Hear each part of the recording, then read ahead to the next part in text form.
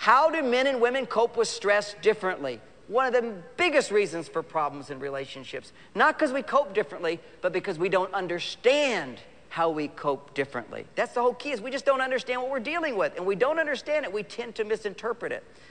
So how do men and women cope with stress differently? To sum it up very simply, men cope with stress by solving problems. If I'm stressed, okay, what can I do about it? Let me find something I can do and let me do something about it. The most depressing thing for a man is to think there's nothing I can do to solve this problem. That's why men are always trying to solve problems, and they feel best when they're solving problems.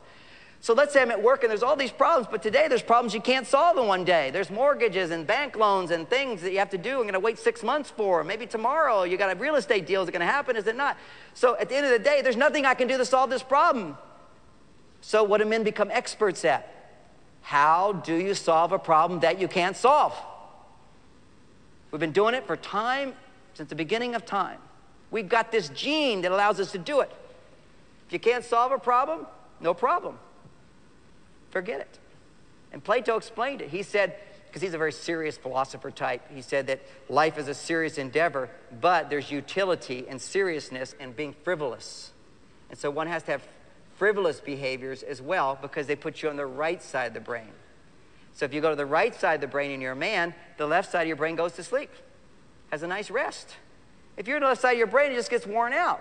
But see, women can't leave the left side of the brain. They're always thinking, and they're always feeling, and they're always planning to talk or remembering to talk or whatever. The whole brain is functioning for women in a different way for a man. Now, we can feel sorry for women, we can feel sorry for men, or we can go, how can we support each other?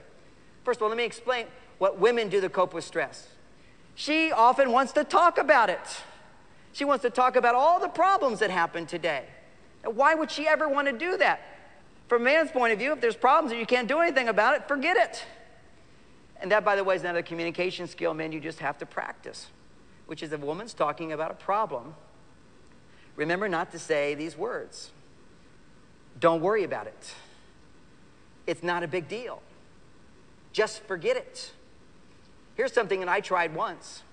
After a stressful day for my wife, I said, honey, don't worry about it. Let's just have sex. Only once, didn't work. She'll talk about some problems, and he'll say, just quit that job. Find another job. It's your choice. Do something else. Does she feel like you're even interested in what she had to say? No. Does she feel like you really care about her? No. And the truth is, man, is she really asking for your advice at that time? I mean, men are actually, on a subconscious level, this is where we're coming from. We give, honey, just quit that job. What do you expect her to say? What a brilliant idea. I hadn't thought of it. I have a problem at the job. I could just quit it and find another job. Well, that's great. I feel so great. No wonder you make all the money. She's not going to say that. She's not asking for advice. What she's looking for is using her relationship as a way to cope with stress.